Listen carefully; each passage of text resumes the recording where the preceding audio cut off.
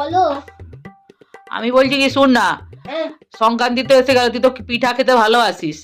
হ্যাঁ তাহলে সংক্রান্তির 2 দিন আগে পালিয়া, চাল গুঁড়া করবি আর পিঠাও করবো, দুজনে হাতাহাতি খাবি, পেট ভর্তি করে আয়েস মিটিয়ে খাবি। সাউরি তো মন জেনে খেতে দেয়নি। হ্যাঁ গো মা, ওটাই আমি ভাবছিলাম যে যাবো কি যাবো নি। ঠিক আছে, তোমার জামাইকে জিজ্ঞেস করে তোমাকে আমি রাত্রেবেলায় জানাচ্ছি।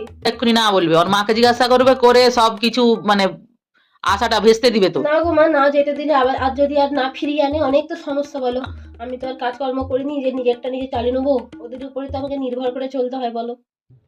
তুই এত ভয় পাচ্ছ কেন? তোর বাবাও খাটতে বেরোয়, আমিও খাটতে বেরোই, তুইও খাটতে বেরোবি, আমরা 3জনেই একসঙ্গে থাকবো। অত ভয় করে থাকার দরকার নেই ওখানে। না তবু আমি একটু জিজ্ঞাসা করি, যতই হোক তোমার জামাইকে তো আমি ভালোবাসি বলো, ওকে ছেড়ে থাকতে পারবো নি। ঠিক আছে রাখ। হ্যাঁ, রাতে ফোন করছি। বলো বলো দাদা বলো। বলছি মা ফোন করেছিল। আমার তো রাত নেই দিন নেই, সবসময় ফোন করে, তাতে এত আর আর নতুন কথা কি আছে? এটা শোনাবার কি আছে বলো। মা বলছে পৌষ সংক্রান্তিতে পিঠে করবে, আমাকে ডাকছে 2 দিন আগে থেকে, গিয়ে চাল গুঁড়ো করবো, পিঠে খাবো। তুমি মাকে জিজ্ঞাসা করবে, যাও তুই যাও।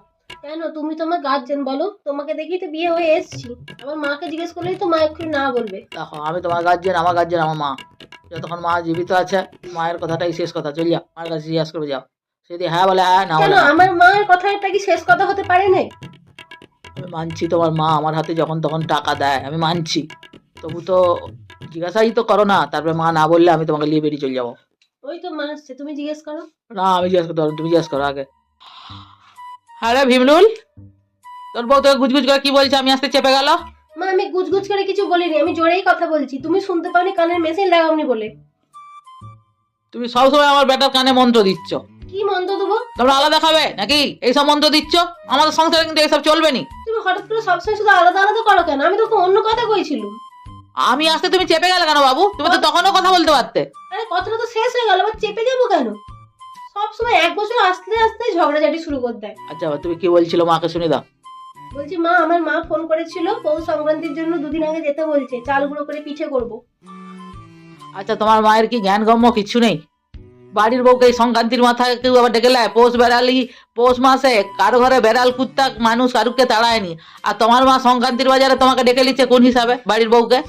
আমার বাবা মার তো আমি একটা মাত্র মেয়ে, আমি গেলে তাদের ঘরটা একটু জমজম করবে কেন? ননদ তো আসবে, সেও তো শ্বশুর বাড়ি থেকে চলে আসবে, তাকে তো কই তুমি বারণ করনি? সে তো আমার মেয়ে, সংক্রান্তিতে আমি পিঠা করবো তাই খাবে, সে আসবে। ওটাও তো আমার মা, সেও তার মেয়েকে ডাকছে। না তোমার বউ, তুমি বৌমা যাওয়া চলবে না। এই ঘরে আলপনা দিতে হবে, ঘর মুছতে হবে, পিঠা করতে হবে, মকর করতে হবে, তোমার যাওয়া চলবে না। এগুলো করবে কে? কেন মা, বদ্দি ভাই তো আসছে। না বদ্দি ভাই আসু, বদ্দি ভাই কিছু করতে পারে।